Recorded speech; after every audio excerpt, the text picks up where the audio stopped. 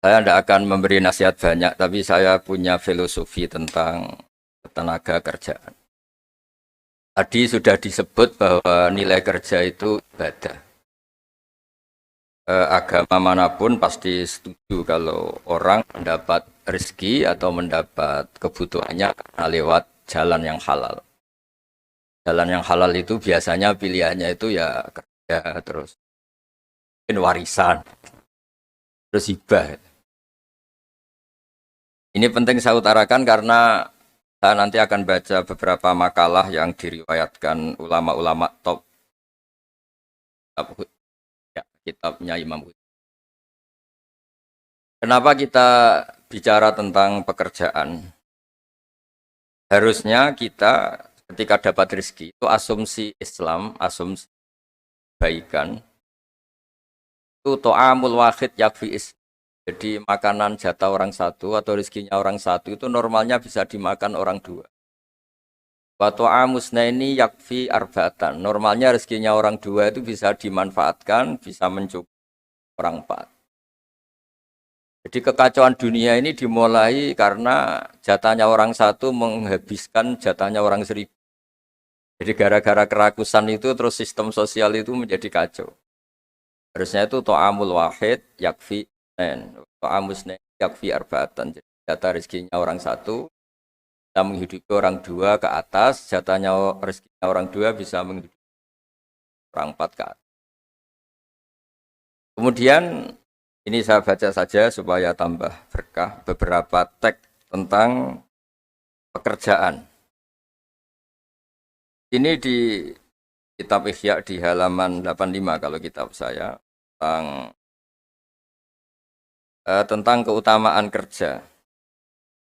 Ini dijelaskan inna minadz-dzunubi dzamban la yukaffiruhu illal hammu fi talabil ma'isyah. Jadi bagian diredaksikan minadz-dzunubi dzunubun la yukaffiruha illal hammu fi talabil ma'isyah. Jadi sebagian dosa itu ada dosa yang tidak bisa dihapuskan oleh istighfar, tidak bisa dihapuskan oleh sedekah, tidak bisa dihapuskan oleh misalnya wiridan. Yang bisa menghapuskan dosa itu hanya kalau kita serius atau kepikiran, hammu itu kepikiran mencari maisha, mencari rezeki. Jadi sudut pandang itu penting. Jadi kita yang sedang istighosah atau kita yang sedang pengajian atau mungkin kita sedang jadi ustadz, melihat orang mencangkul, orang ke pabrik, orang di aktivitas pekerjaannya itu harus kita lihat bahwa mereka adalah orang-orang yang sejatinya sedang minta ampun sama Allah Subhanahu wa Ta'ala. Karena di sistem pekerjaan itu lahirlah satu variabel atau satu apa saja yang positif. Ada hukum sosial karena ketemu teman yang saling memberi pengalaman. Ada ketergantungan manusia sama hal-hal yang halal. Ini yang paling penting. Ya banyak orang itu diwat itu karena pekerjaannya. Misalnya orang bisa hidup itu sebetulnya karena makan nasi, minum air itu sesuatu yang halal. Jangan sampai orang bisa berpikir, bisa tenang kalau minum narkoba misalnya. Orang bisa kerja karena digerakkan punya anak kecil, punya ibu yang renta atau punya keluarga yang membutuhkan. Jangan sampai orang kerja karena digerakkan oleh keinginan bernafsu karena hal-hal yang maksiat. Hingga status orang yang dagang misalnya atas sirusoduk yuhsaru yaumal qiyamati ma'as-siddiqin wa syuhada. Orang yang dagang kemudian dia benar, dia jujur, itu nanti makomnya kelas dia itu bersama para orang-orang yang meninggal syahid, pahlawan-pahlawan. Ini penting saya utarakan supaya cara pandang kita terhadap beragama. Jangan sampai misalnya kita beragama terus kemudian melihat yang ibadah itu yang datang ke masjid. Ya kita jam kerja kemudian ada pengajian, kita tidak pengajian itu dianggap salah karena nggak datang di masjid. Padahal kita datang ke pabrik atau ke pasar, nilainya sama, sama-sama ibadah. Ini penting supaya cara pandang kita terhadap orang lain itu positif. Saya berkali-kali bilang, kalau ada tetangga saya meninggal, saya muji orang ini kalau malam tidur. Kalau malam mungkin ya lihat sinetron. Kalau malam itu ya santai-santai di rumah sampai. Kalau kita pakai sudut pandang maksimal, yang dikatakan taat itu tahajud, ir, dan maka orang ini tidak masuk kategori taat. Tapi kalau kita kembali ke definisi takwa, takwa itu meninggalkan hal-hal yang dilarang Allah Ta'ala. Orang ini akan kelihatan berprestasi karena saat di rumah dia berarti tidak melakukan hal-hal yang kriminal, tidak mencuri, tidak ganggu orang lain, tidak menjadikan kegaduhan di patan atau di jalan. Hingga agama ini juga harus mengapresiasi tarkul ma'asi, bahwa orang yang tidak punya aktivitas di rumah, banyak yang dilakukan sebetulnya. Kebaikan masif, kebaikan bersama, karena orang ini tidak melakukan hal-hal yang merugikan orang lain. Ya saya berkali-kali bilang kalau saya jadi kiai, jadi orang baik, kalau ada orang yang dermawan, ngasih sesuatu ke kita, ya kita senang karena kebaikan itu diapresiasi. Misalnya ada tadi cerita menakar dapat apresiasi, dapat penghargaan. Ya kita senang karena itu. Karena itu. Tapi andekan tidak itu juga senang. Senangnya karena mungkin orang lain ini sudah tidak butuh kita. Tidak butuh kita kok buat baik. Saya berkali-kali bilang, kalau Anda jadi kiai tidak usah tersinggung kalau tetangga tidak minta konsultasi. Artinya mereka sudah mandiri, bisa memutuskan masalahnya sendiri. Tapi kalau konsultasi, anggap mereka punya akhlak, tanya kiai. Kalau tidak, ya anggap saja mereka sudah mandiri. Makanya sudut pandang ya dalam Islam, sudut pandang itu penting sekali. Jadi setelah kita baca beberapa hadis, suatu saat Rasulullah itu ngaji di masjid, teras masjid. Dia ngaji, dan ada pemuda dengan cangkulnya, dengan enaknya ngelewati Rasulullah. Ya para sahabat tuh komplain, ini ngawur sekali, ada Rasulullah ngaji tapi tidak ikut ngaji, malah berlalu saja ke ladangnya. Tapi ketika dengan tanda kutip disalahkan, Rasulullah malah bela pemuda tadi. Pemuda kalau dia kerja karena mencarikan nafkah untuk keluarganya, yang kecil atau yang tua, dan supaya dia tidak minta-minta orang lain, sudah sunnahku. Sehingga bentuk sunnah Rasul itu tidak harus orang datang ke pengajian dan orang ikut fatwa kita mau itu. Nah, mungkin teman-teman yang sedang bekerja itu tidak lagi mendengarkan ngaji, sudah melakukan isi pengajian. Jadi yang lain baru mendengarkan, yang itu sudah melakukan isi pengajian. Makanya kalau di daerah saya banyak, kenapa kamu tidak datang ngaji? Saya lebih dari ngaji dari Pak Kiai. Kenapa? Pak Kiai kan yang menyarankan supaya kita baik sama orang tua. Saat Pak Kiai pengajian, saya ngurmat orang tua saya di rumah sakit. Tapi kadang-kadang kita pakai ukuran kita sendiri, yang nggak datang pengajian itu orang jelek karena nggak mau datang. Padahal jangan-jangan yang sedang di rumah, itu yang sedang melakukan isi pengajian itu. Ya dia tidak datang karena ngerawat orang tuanya, karena sedang asik dengan istri. Harus disebut bagian dari kebaikan. Nah, dalam kebaikan Islam, Nabi pernah ngendikan, "Wafi ahadikum sedekah." Kamu kumpul dengan istri kamu itu sampai sahabat protes, "Ya Rasulullah, masa ayati ahaduna syahwatahu wa huwa lahu ajrun?" Masa urusan seneng-seneng sama istri dia dapat pahala? Nabi menjawab, "Alaysa law wada'aha fi haramin akana aliwis." Kalau pelampiasan syahwat itu hal yang negatif atau yang haram, dia akan dosa. Ketika meletakkan yang benar, dia juga. Jadi pahala itu segampang itu. Orang asik dengan anaknya, dengan cucunya, bercengkrama di rumah. Ya pahalanya besar, karena saat itu berarti dia tinggalkan maksiat, dia tidak dengan. Nah pekerjaan juga gitu. Mungkin orang lain dapat uang karena transaksi narkoba. Mungkin orang lain dapat uang karena kejahatan. Orang lain dapat uang karena menipu. Orang-orang yang bekerja luar biasa, ini dapat rezeki. Itu harus kita apresiasi. Ya makam orang-orang ini, makomnya itu nanti kalau meninggal ma'asiddi wasyuhada. Orang-orang punya gelar asid, gelar yang luar biasa dalam khazanah kewalian. Orang-orang yang bekerja itu nanti makomnya seperti itu. Itu adalah inspirasi kita yang luar biasa. Hingga nanti kita tidak melihat orang lain itu, wah, wong kok kedoyan tok, orang orientasinya dunia tok, bekerja terus, ingin kaya raya itu. Ya wis kan. Kita tidak boleh berpikir. Karena apapun banyaknya harta di tangan orang-orang halal, tangan orang-orang baik, pasti efeknya juga. bisa melahirkan pekerjaan, bisa melahirkan kemanfaatan. Ya Nabi kalau muji pedagang itu dari 10 rizki itu 9 berkahnya ada di pedagang.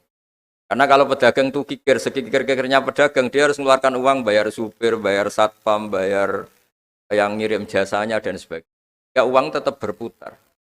Tapi sebaik-baiknya Anda kalau tidak dagang itu mungkin uang ditabung, uang mandek. Ya potensinya itu ikhtikar. Ikhtikar itu menyimpan. Kalau ngelebihi kota tertentu, larang oleh. Karena saya nekuni keilmuan agama, maka saya hanya cerita bahwa betapa Allah itu ngapresiasi pekerja. Nabi Dawud itu seorang raja, kaya raya. Tapi beliau tidak mau makan illa mingkas biyadi, kecuali hasil kerjanya sendiri. Masyhur itu di riwayat, beliau seorang raja, tapi hanya makan kalau tembikar atau anyaman bambunya atau apalah. Pokoknya dari anyaman bambu itu terjual. Kalau hari itu nggak terjual ya nggak bisa makan. Padahal beliau seorang raja, saking ingatnya, supaya rezeki yang dia makan, yang beliau makan, mingkas biyadi, dari hasil karyanya sendiri. Banyak kiai-kiai guru kita yang secara lahir kaya, tapi yang pondok yang untuk dirinya itu sekadarnya. Bahkan saking ekstrimnya di dunia kiai itu ada seorang kiai yang pisang tanam secara halal dan di tanah yang pasti halal. Setiap makan yang rofahiyah itu ya agak hura-hura itu. Kafaroi dengan makan pisang itu. Satu pisang dibagi-bagi dan itu dianggap kafaroh. Nah kenapa cara-cara publik itu banyak rofahiyah? Rofahiyah itu begini misalnya. Mungkin kalau kita kiai kecil, atau tokoh kecil, atau siapa saja yang nasibnya kecil, mungkin kita muassis, kita pendiri. Misalnya ada kiai kecil, kampung tertentu, dia pendiri. Tapi mungkin setelah kita jadi kiai besar itu, saya diundang masjid itu. Dan kemudian posisi kita mendapat. Yang menjadikan kita harus tawaduk, seperti tadi, syairnya Mbah Mus tadi. Tapi ketika kiai kecil, pendiri masjid, tanah kita dipakai masjid, setelah kita kiai besar kok malah dapat uang dari masjid. Mungkin karena kita kuliah dapati pinter itu, kelasnya jadi tokoh di pedalaman. Akhirnya kita mungkin apa di situ yang manfaat? Pikiran, air, apa yang manfaat? Kalau kita kepinteran malah jadi orang yang terus hanya dengan negara itu mendapat, bukan memberi. Nah hal-hal seperti ini harus jadi motivasi semua pekerja. Menteri juga mentalnya harus memberi. Pekerja juga mentalnya harus memberi. Maka dulu banyak negarawan kita bilang hubungan Anda dengan negara itu sejauh mana Anda memberi sama negara ini. Dan berpikir sejauh mana negara ini memberi kepada kita.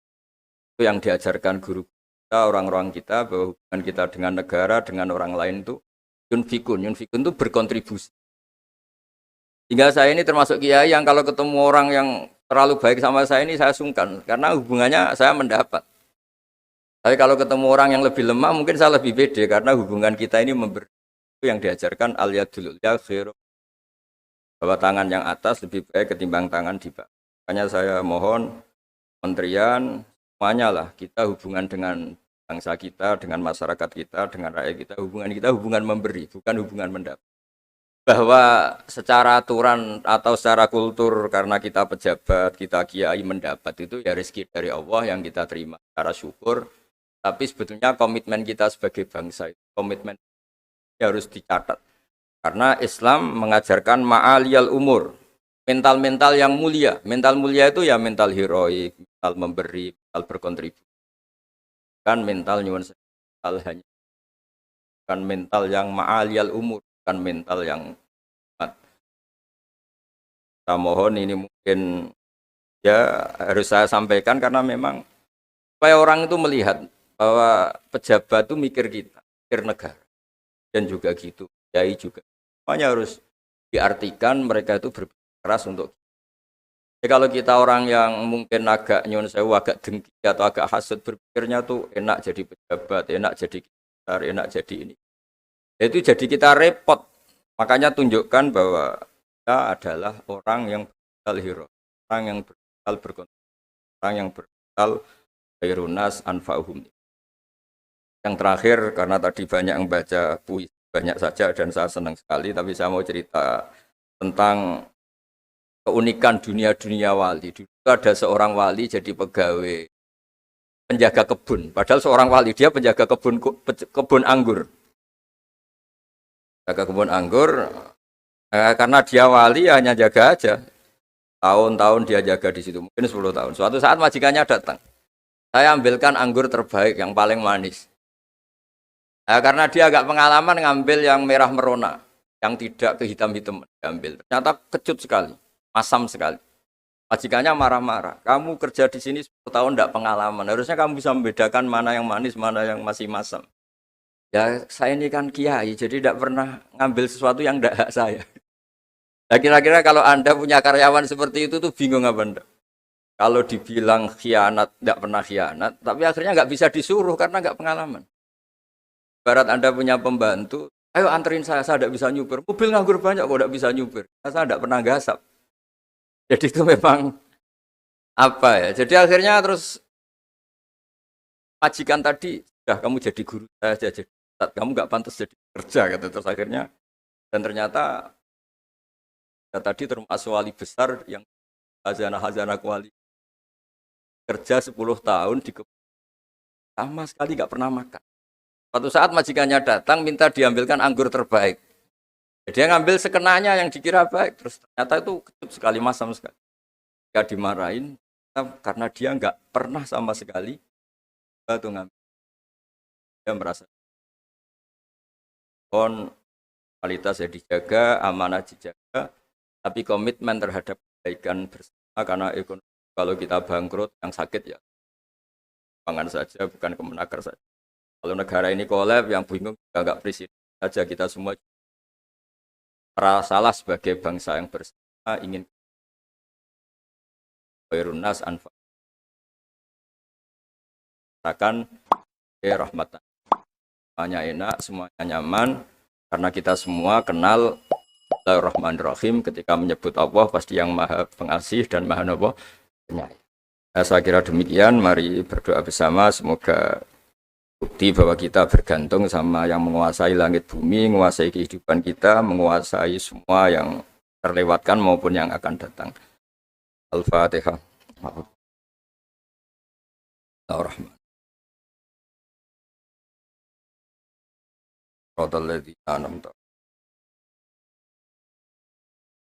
Ahmaduka ya ghafuru ya syakuru masalli wa sallim alal basyirin.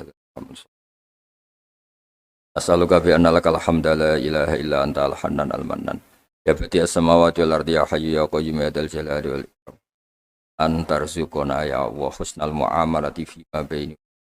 Waj'alna aminin mutmainin alladzina la khaufun 'alaihim wa lahum yahzanun. Waj'al baldatana ya baldatan mutmainnat. Ya'tina ya wa rizquka raghatan was. Warzuqna insyirahus sadri laka. Warzuqna salimin ghanimin mu'afin min kulli bala'id dunya al akhirah. Rabbana atina fid dunya hasanah wa fil akhirati hasanah. Sallallahu ala sayyidina Muhammad sallallahu alaihi wasallam. Subhana rabbika rabbil izzati amma yasifun. Wassalamun alal mursalin. Alhamdulillahi rabbil alamin.